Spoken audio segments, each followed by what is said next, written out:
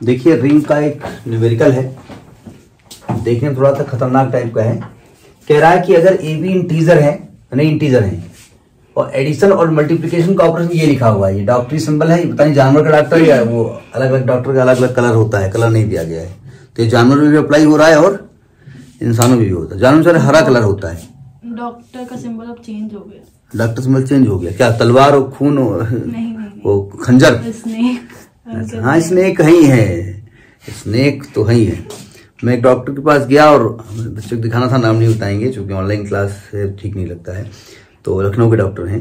तो एक कोई केस आया तो रिसेप्शन में उसने बात की होगी, तो डॉक्टर ने उससे कहा कि 2000 रुपये जमा करा लो, ये जांच करवा दो और फिर कह दो हमारा केस नहीं है।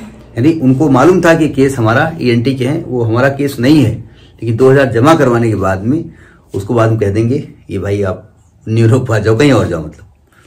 मतलब पहले से आप जमा करा लो, बाद में 2-4 दिन क्लास पढ़ाओ, बोले ये बता दो, बोले ये सिलेबस का पार्ट नहीं है। हाँ नहीं, हम लोग तो बता देंगे, रिंग थ्योरी आएगी, डोमेन पढ़ा देंगे, क्या दिक्कत है, एडजस्ट हो ही जाएगा।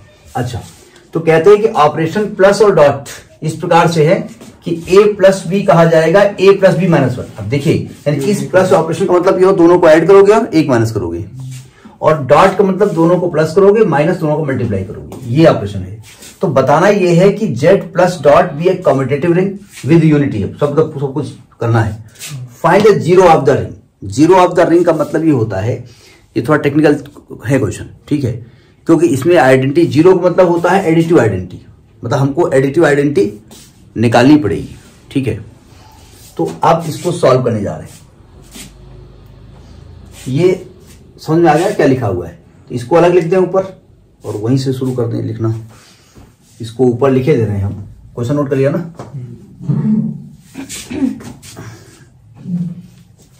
यानी पहला है a प्लस बी, बोलेंगे प्लस इसको a प्लस बी माइनस 1, और a डॉट बी को बोलेंगे a प्लस बी माइनस ए, और ये भी क्या है, इंटीजर है। तो पहले तो हमको बताना पड़ेगा कि भाई ये रिंग विद यूनिटी, और जीरो भी इसका निकालना है। जीरो बोले तो एडिटिव आइडेंटिटी, इसका मतलब जीरो नहीं होता है।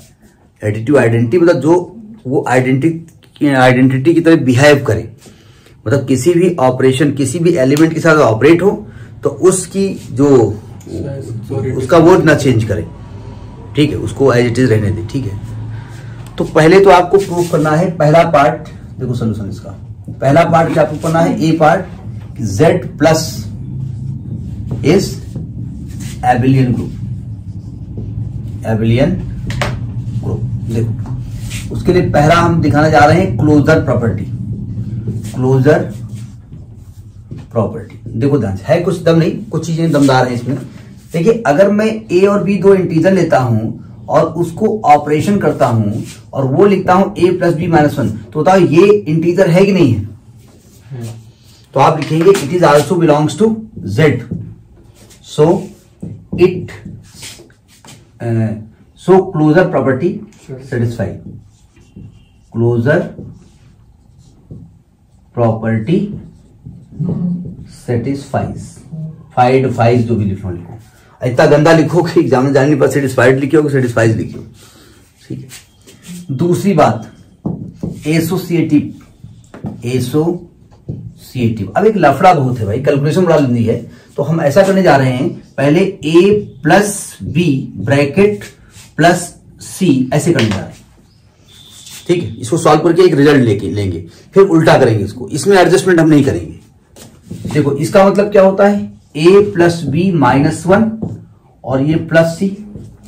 अब इसमें से c प्लस करना, मतलब क्या करना है, इन दोनों को प्लस करना है और माइनस 1 कर देना है। यानी ये लिखा है a plus B minus 1 plus C minus 1, यानी कि a plus B plus C minus 2। ये क्वेश्चन बना गया। इन दोनों को प्लस करिए और फिर माइनस 1 कर दीजिए। अच्छा फिर से भाई अगर इन दोनों एलिमेंट के बीच में ये ऑपरेशन लगा हुआ है तो नियम क्या होता है, इन दोनों एलिमेंट को प्लस करिए, जो भी रिजल्ट है माइनस 1 करिए। तो ये तो पहले हमने कर दिया। अब इस एलिमेंट और इस एलिमेंट के बीच में लगाए, तो इन दोनों को प्लस किया और फिर माइनस 1 कर दिया। अब समझ में बात। अच्छा ये क्वेश्चन 1 डाला, अब जरा उल्टा करने जा रहे हैं, मतलब a प्लस, अब ये हम इसमें b प्लस सी, इसको ब्रैकेट में लिखेंगे। ए को मत छेड़िए, इसको लिखा रहने दो। इसका मतलब क्या है, इन दोनों को प्लस करो और माइनस करो, यानी बी प्लस सी माइनस 1। अब इनके बीच लगेगा, इन दोनों को प्लस करो, ए प्लस बी प्लस सी माइनस 1 और माइनस 1 कर दो, तो आएगा A plus B plus C minus 2। अब जरा इक्वेशन 1 2 देखो, दोनों रिजल्ट सेम आ रहे हैं। By equation 1 and 2, A plus B in bracket plus C is equal to A plus B plus C. So it satisfies associative law, associative law, यानी ये associative law को सेटिस्फाई करता है। अब हमको दिखाना पड़ेगा भाई आइडेंटिटी एलिमेंट इसमें बिलोंग करता है कि नहीं करता। ये भाई नॉर्मल एडिशन तो है नहीं, नॉर्मल एडिशन होता तो आइडेंटिटी एलिमेंट क्या होता, 0। तो आइडेंटिटी एलिमेंट के लिए हमको दिखाना पड़ेगा कि सेटिस्फाई हो रही कि नहीं हो रही। रब कर दें, आइडेंटिटी और आइडेंटिटी निकालेंगे। तो तीसरी प्रॉपर्टी आएगी एग्जिस्टेंस ऑफ आइडेंटिटी। हमने मान लिया कि let e be the identity element, identity element. तो आप कहेंगे ई तो हमेशा मानते हैं, जी नहीं, हमको ये दिखाना पड़ेगा ये जो आइडेंटिटी आपने माना है ना वो इंटीजर है कि नहीं। अगर इसमें बिलोंग करती है तो आना चाहिए। तो उसके लिए क्या करना पड़ेगा आपको, आप कहोगे कि ए बाय प्लस ई करें तो क्या रिजल्ट आना चाहिए था, ए आना चाहिए था, तभी तो ई को आइडेंटिटी कहेंगे हम। तो इसको अगर ऐसे करेंगे तो इसका मतलब क्या लिखा, ए प्लस ई माइनस 1 बराबर ए। तो ई की वैल्यू क्या हो जाएगी, उधर ले जाओ, ए माइनस ए प्लस 1, ई बराबर 1 आएगा, और 1 इंटीजर है कि नहीं है। So e is equal to 1 is identity, identity. So identity exist, identity exist. यहां पर आइडेंटिटी एलिमेंट एग्जिस्ट करता है, यानी 1 यहां पर आइडेंटिटी है। ठीक है, हमने एडिटिव नहीं बोला है, आइडेंटिटी इस ऑपरेशन के तहत है कि नहीं है वो देखना पड़ेगा आपको। अब क्या करेंगे आप, एग्जिस्टेंस ऑफ इनवर्स रख करें, इनवर्स एग्जिस्ट करता नहीं करता है। फोर्थ प्रॉपर्टी है एग्जिस्टेंस ऑफ इनवर्स। हमने मान लिया कि let D be the inverse of A, B the inverse of A. कोई ए एलिमेंट है उसका इनवर्स डी है। हम जानते हैं अगर डी इनवर्स है तो ए और डी को अगर इस ऑपरेशन के तहत ऑपरेट किया जाए तो आइडेंटिटी एलिमेंट मिलना चाहिए, तब डी निकाल लेते हैं और निकालने के बाद दिखाते हैं कि भाई ये इंटीजर है कि नहीं है। इसका मतलब क्या हुआ, ए प्लस डी माइनस 1 और ई क्या है 1, तो डी की वैल्यू क्या निकलेगी 2 माइनस ए, ये इंटीजर है कि नहीं है। सो 2 minus A is identity, sorry inverse element, inverse element. तो ये इनवर्स एलिमेंट भी यहां एग्जिस्ट करता है क्योंकि इनवर्स साहब इंटीजर हैं और ये वहां बिलोंग करते हैं। इंटीजर का मतलब हर जगह, इनवर्स का मतलब हर जगह वो नहीं होता है कि 1 का माइनस 1 होगा। इस ऑपरेशन के तहत इनवर्स क्या होगा ये निकालना पड़ेगा। ठीक है, अब एक और क्या बचा, पांचवी प्रॉपर्टी एबिलियन ग्रुप, एबिलियन ग्रुप। पांचवी प्रॉपर्टी हमें दिखाना पड़ेगा एबिलियन, नहीं एबिलियन है लिखिए, सॉरी कॉम्यूटेटिव प्रॉपर्टी। एबिलियन तो ग्रुप होता है, commutative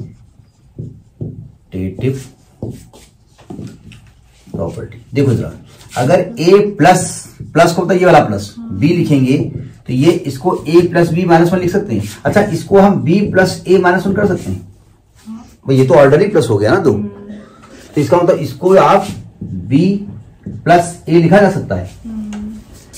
so commutative property satisfied, commutative property satisfied. So Z plus is abelian group. अब Z प्लस abelian ग्रुप आपने प्रूव कर दिया. पहुंचे यहां तक, ठीक है. अब देखिए दूसरी प्रॉपर्टीज की क्या होती है. पहला तो आपने कर दिया Z प्लस जो है abelian होना चाहिए. आगे क्या होना चाहिए, Z डॉट ये लिया ना इसमें इज सेमी ग्रुप. इसे हमें सेमी ग्रुप प्रूव करना है. सेमी ग्रुप में क्या चाहिए आपको कि क्लोजर प्रॉपर्टी इसमें आपको फॉलो कराना है और एसोसिएटिव प्रॉपर्टी फॉलो कराना है. ठीक है, तो देखिए पहले हम देखते हैं कि क्लोजर प्रॉपर्टी ये फॉलो करता है कि नहीं करता है. क्लोजर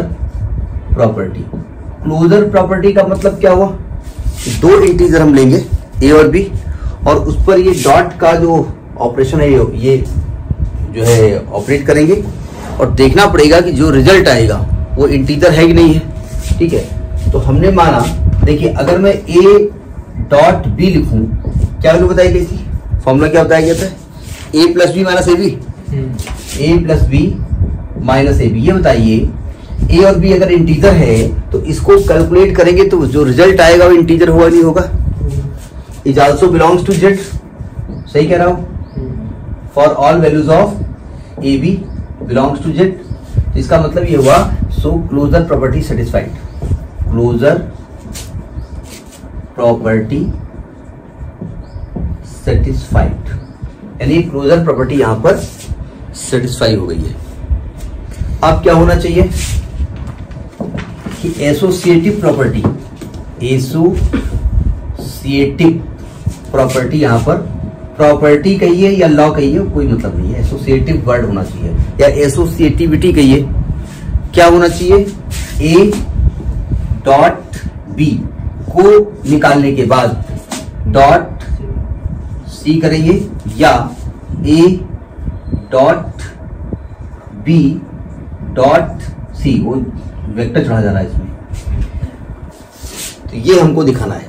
तो हम एलएचएस लेंगे, पहले एलएचएस को सॉल्व करेंगे, रिजल्ट निकालेंगे, फिर आरएचएस लेंगे, आरएचएस को सॉल्व करेंगे, रिजल्ट निकालेंगे और दोनों के रिजल्ट कैसे होने चाहिए, इक्वल होने चाहिए. तो taking LHS, taking left hand side a dot b, जब डॉट से पढ़ते हैं ना तो अपने आप वेक्टर याद आता है, a dot b, a vector dot b vector, तो अपने आप वो बाहर उसमें चढ़ जाता है, डॉट सी.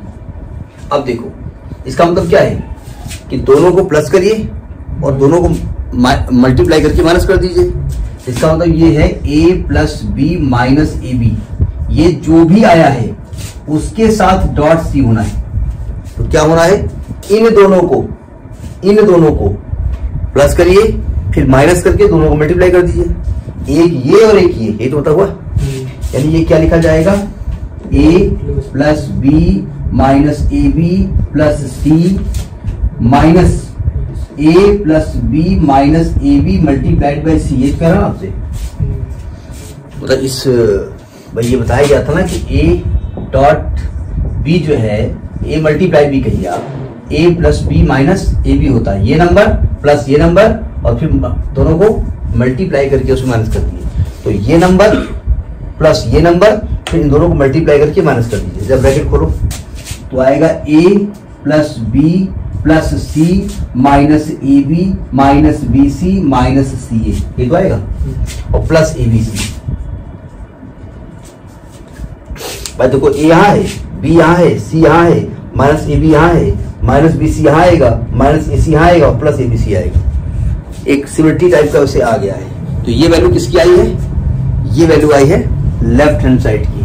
आप राइट हैंड साइड ले लीजिए इसका. इसको एक क्वेश्चन नंबर डाल दो 1. अब इसका राइट हैंड साइड ले लीजिए, right hand side a dot b dot c. ये तो बाहर लिखा हुआ है, इससे कोई मतलब है नहीं, थोड़ा गंदा लिखा हुआ है. जल्दी राइटिंग करें क्या, इतनी उम्र में तो सही हो नहीं पाएगी, हो जाएगी. देखिए ए डॉट लिखा है तो इसका मतलब क्या होता है, दोनों को प्लस करोगे, माइनस करके BC करोगे।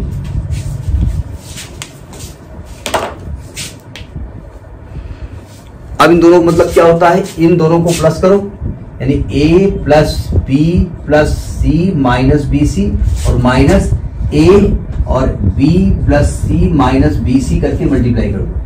खोलो इसको, A plus B plus C minus BC minus AB minus AC plus ABC, थोड़ा सा एक जैसा करके लिख दो, A plus B plus C minus AB minus BC minus CA plus ABC, equation number 2।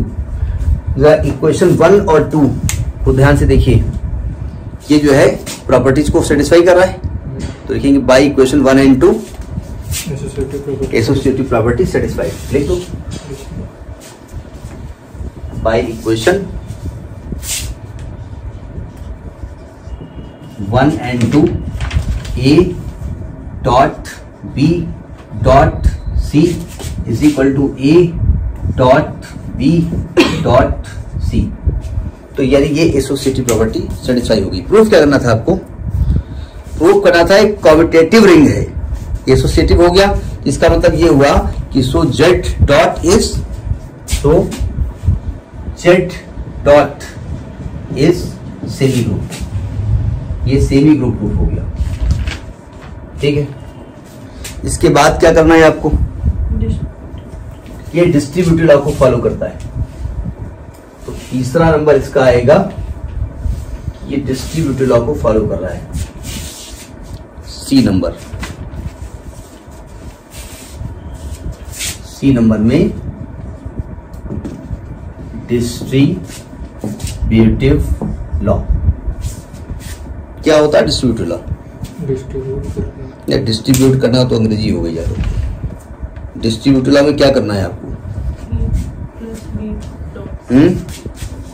A dot B plus C, ये कह रहा है आपसे, ये यही होता है ना, ये क्या होना चाहिए, ये होना चाहिए A dot B plus A dot C, मतलब जो ये साइन है वो प्लस ही है, लेकिन वो लिखा ऐसे ही जाएगा जैसा लिखा हुआ है। ठीक है, ब्राइटनेस कम हो गई क्या, हम बड़े काले लग रहे हैं इसमें, गोरे हो जाए थोड़े से। देखिए अब मैं जरा इसका LHS ले रहा हूं, A डॉट, पहले इस ब्रैकेट को सॉल्व करते हैं, B प्लस C का मतलब क्या बताया गया था, A प्लस B माइनस 1, मैं LHS ले रहा हूं, यानी ये लिखा है A प्लस B माइनस 1। ठीक है, B प्लस C, अच्छा नहीं गलत लिखा हुआ है, B प्लस C होना चाहिए। तो बाद में कहा अच्छा हाँ सही कहा आपने, नहीं हमने कहा कि हम आपसे कह रहे हैं अच्छा ये लिखेंगे, अच्छा ये लिखेंगे, मूर्ख हो क्या, नहीं दिमाग में ही क्या। देखिए इसका मतलब क्या होता है, इसका मल्टीप्लाई इससे करना है, क्या करना है, ये करना है प्लस ये करना है, माइनस इनको मल्टीप्लाई कर देना है, यानी कि आएगा A plus B plus C minus 1 minus A multiplied by B plus C minus 1। खोलो इसको, A plus B plus C minus 1 minus AB minus AC plus A, दोबारा A आ रहा है क्या, तो आ रहा होगा, अब आ रहा तो आ रहा, उसको तो थोड़ी है, तो ये क्या हो गया, A 2A हो गया प्लस B हो गया प्लस C हो गया माइनस AB हो गया माइनस AC हो गया माइनस 1। ये आपकी LHS की वैल्यू आई, तो same value should be in the RHS। अगर RHS को हम सॉल्व करें तो सेम वैल्यू आ जाएगा, यानी ये हम कर रहे हैं left distributive law, left distributive law देख रहे हैं हम। अब हम इसका RHS ले रहे हैं, RHS में क्या है, A dot B plus A dot C। पहले तो A डॉट B कर लेते हैं, A डॉट B क्या होता है, A plus B minus AB plus A dot C कर लेते हैं, A plus C minus AC।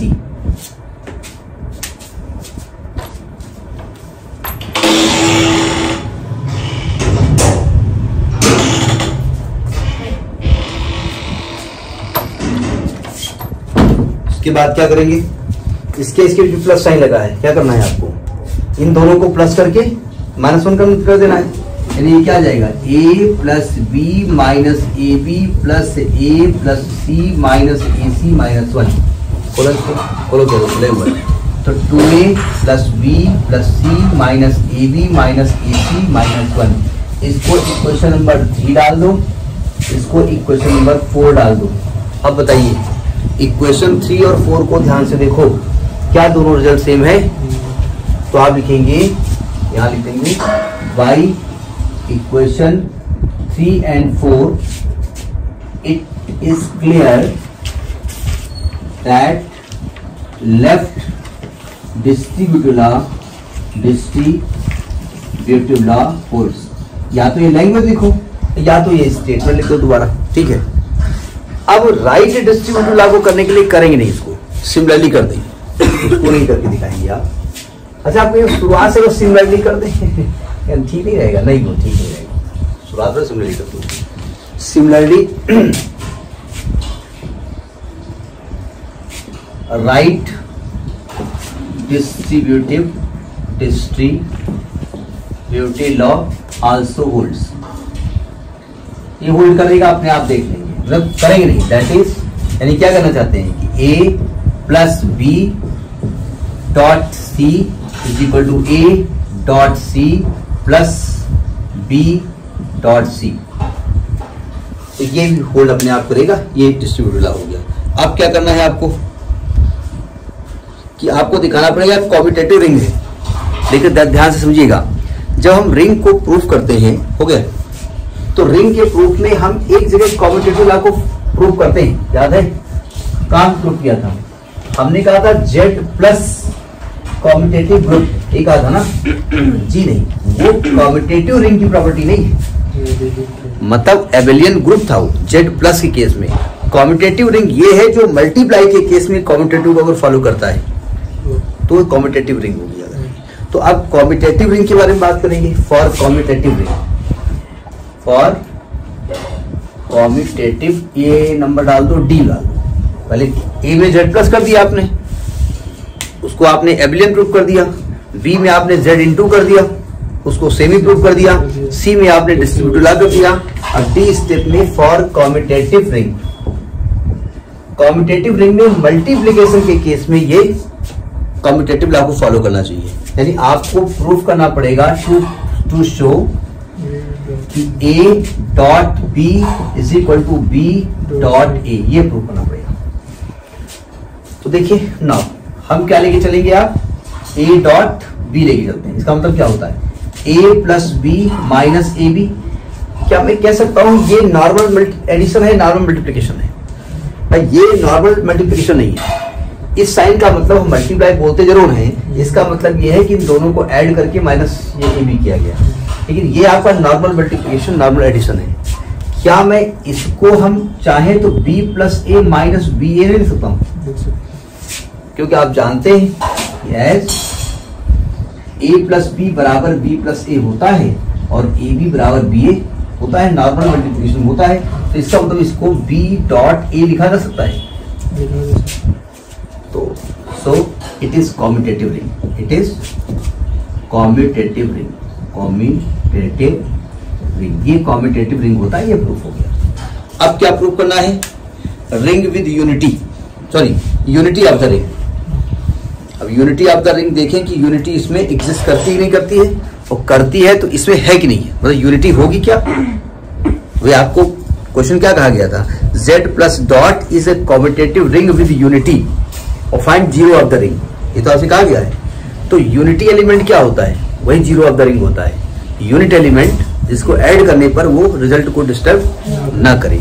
तो देखते हैं ई पॉइंट, अब देखते हैं इसमें पूरा खानदान जो है रिंग का लपेट दिया गया है।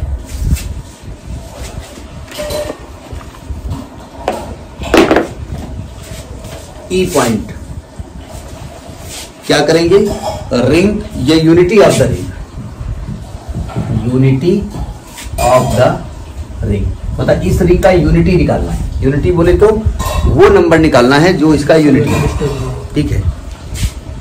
अब हमने मान लिया कि let D be the unity of ring, unity of ring, क्योंकि यूनिटी मल्टीप्लाई में होती है, यूनिट का मतलब 1 होता है, वो मल्टीप्लाई में होता है। तो इसका मतलब ये हुआ देन अगर डी यूनिटी है तो ए मल्टीप्लाई डी की वैल्यू क्या होनी चाहिए? क्या होनी चाहिए? ये होनी चाहिए। क्या बोल रहे हैं? नहीं नहीं, अगर ये यूनिटी एलिमेंट है तो यूनिटी का अगर 1 से मल्टीप्लाई करो तो वैल्यू क्या आएगी? ए से मल्टीप्लाई क्या वैल्यू आएगी? ए आएगी। ये ए होना चाहिए। आपके हिसाब से ये क्या लिखा है? ये लिखा है A plus D minus A D बराबर ए। ये सिंपल कट गया, यहाँ तो सिंपल मल्टीप्लाई डिवाइड लगेगा, तो डी कॉमन ले लिया, 1 माइनस ए बराबर 0।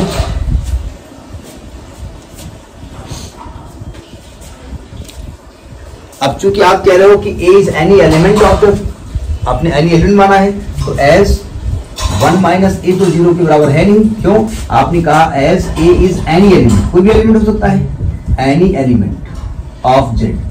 भाई आप ए को क्या मान रहे हो? Any element, A is any element. अगर एनी एलिमेंट 0 आएगा तो ए की हमेशा वैल्यू क्या होगी? 1।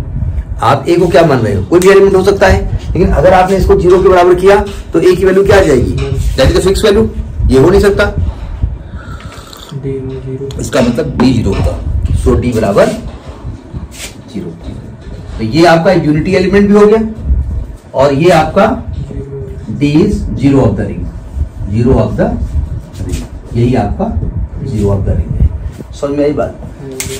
ये इसका न्यूमेरिकल है। ये काफी कुछ बातें उसने पूछी। ये क्वेश्चन देने का मकसद इनका ये केवल ये था कि आप हर स्टेप को शो करना जानते नहीं जानते।